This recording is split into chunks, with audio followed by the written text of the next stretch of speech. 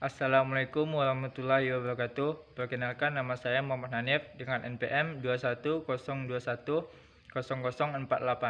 Jurusan Teknik Informatika, Fakultas Teknik, Universitas Islam Kuantan Sengingi.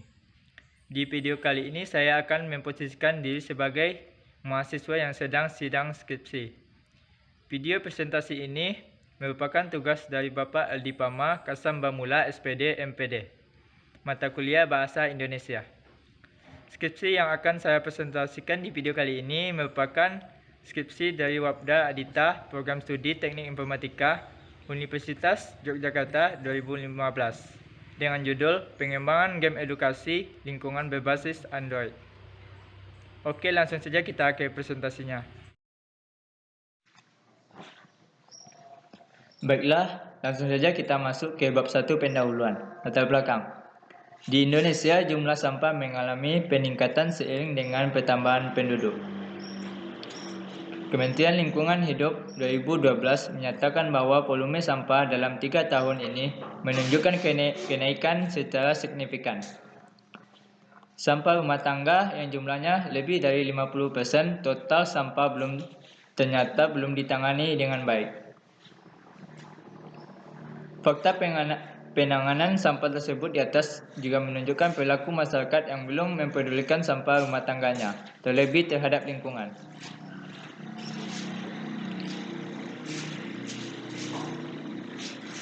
Ditinjau dari fakta-fakta di atas, maka peneliti berinovasi untuk menyediakan fitur pembelajaran lingkungan, terutama dalam kegiatan pengolahan sampah untuk anak-anak. Aplikasi yang dibuat ini nantinya akan dikemas dalam bentuk game interaktif berbasis Android.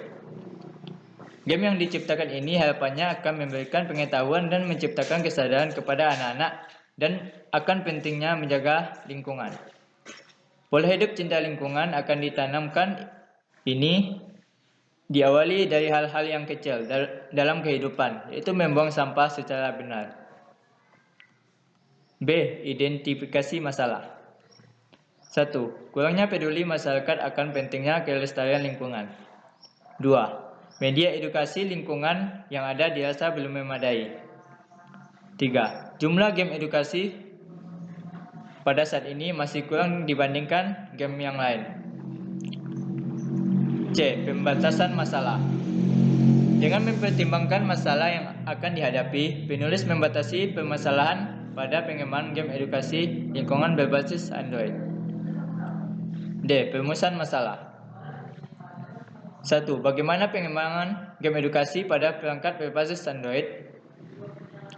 2. Bagaimana unjuk kerja game edukasi pada perangkat berbasis Android? 3. Bagaimana tingkat kelayakan game edukasi pada perangkat berbasis Android? Tujuan. 1.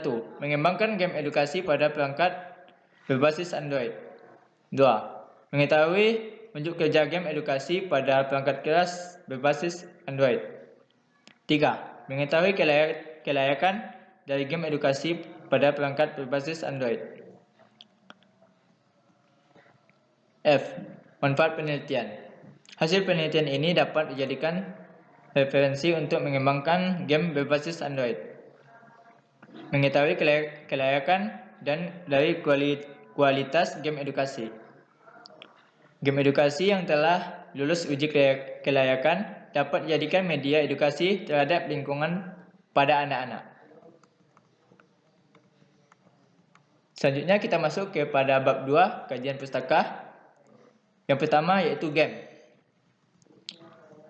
Game adalah permainan yang menggunakan media elektronik, merupakan sebuah hiburan berbentuk multimedia yang dibuat semenarik mungkin agar pemain bisa mendapatkan sesuatu sehingga adanya kepuasan batin.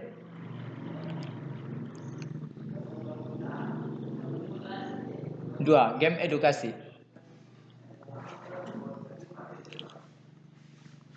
Game edukasi adalah permainan yang digunakan dalam proses pembelajaran dan dalam permainan tersebut mengandung unsur mendidik atau nilai-nilai pendidikan. 3. Android. Pengembangan aplikasi permainan edukasi ini berbasis pada sistem operasi Android. Android menyediakan platform terbuka bagi para pengembang sehingga menjadikan sistem operasi ini sangat digemari di pasaran.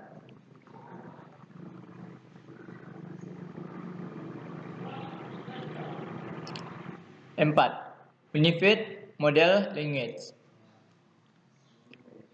Menurut Fowler, UML adalah kumpulan notasi grafis yang membantu dalam mengembangkan dan merancang sistem perangkat lunak, khususnya sistem perangkat lunak yang dibangun dengan objek oriented. Berdasarkan pendapat yang dikemukakan di atas, dapat ditarik kesimpulan bahwa UML atau Unified Modeling Language adalah sebuah bahasa pemodelan yang mempresentasikan dan memvisualkan sebuah sistem pengembangan perangkat lunak berbasis objek oriented. UML memberikan 13 jenis diagram yang digunakan untuk mempresentasikan bagian penting dari sebuah rancangan perangkat lunak.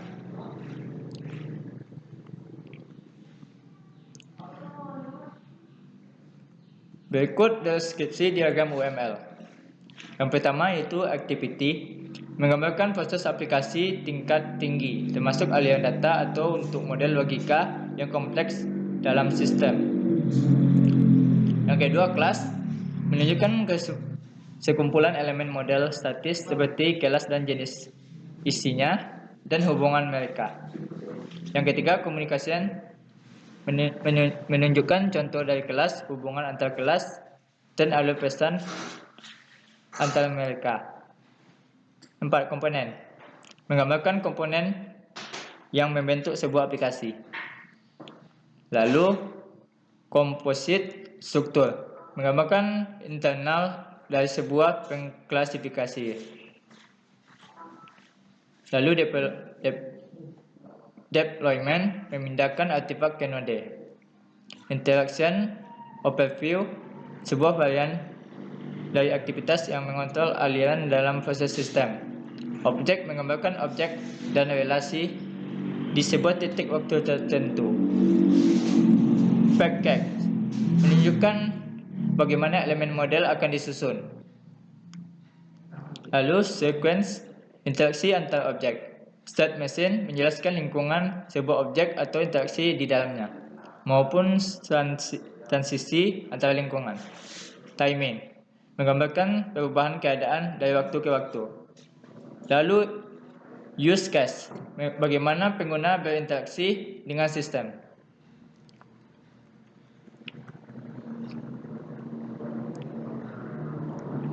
Selanjutnya di sini ada simbol use case. Yang pertama actor, lalu dependency, include, extend,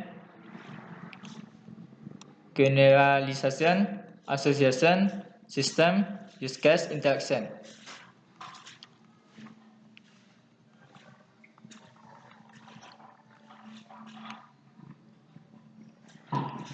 Lalu di sini ada notasi sequence diagram. Yang pertama objek, actor, life length, activation, message.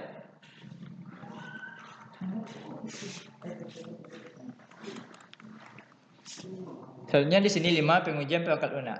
Pengujian perangkat lunak menurut IEEE adalah proses pengoperasian sistem atau komponen dalam kondisi tertentu, mengamati atau merekam hasil, dan membuat evaluasi terhadap berbagai aspek dari sistem atau komponen.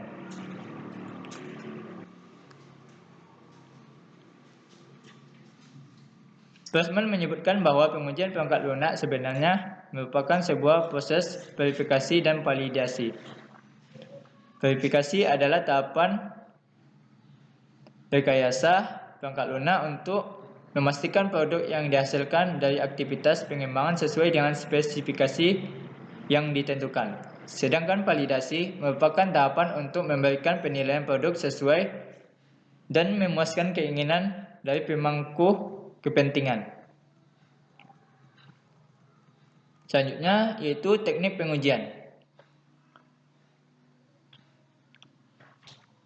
Dari buku yang berjudul Testing IT menyebutkan bahwa teknik pengujian perangkat lunak dibagi menjadi 3 bagian utama seperti seperti berikut.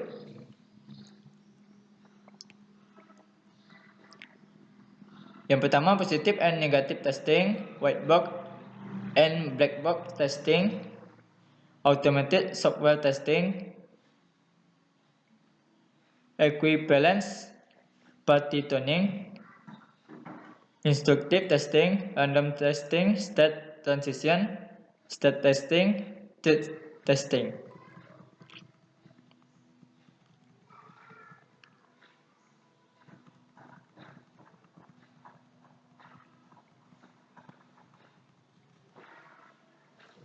Selanjutnya, fase pengujian. Yang pertama, acceptance testing, system testing, integration testing, dan unit testing. Test object. Test object merupakan sebuah website asal Jerman yang menyediakan layanan pengujian aplikasi Android secara otomatis melalui jaringan cloud computing yang dimilikinya. Salah satu misi dari perusahaan ini adalah memberikan layanan bagi para pengembang perangkat lunak untuk menguji kualitas aplikasi yang dibuat. Para pengembang dapat fokus pada aplikasi yang dibuat.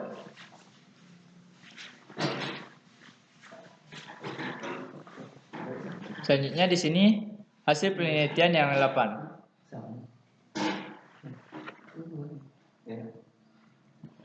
Skripsi pengembangan game ini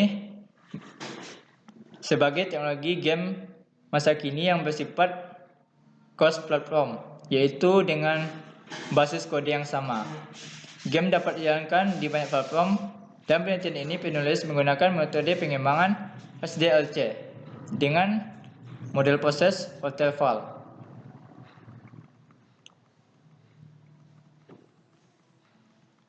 Oke, sekian presentasi dari saya dengan judul pengembangan edukasi game lingkungan berbasis Android.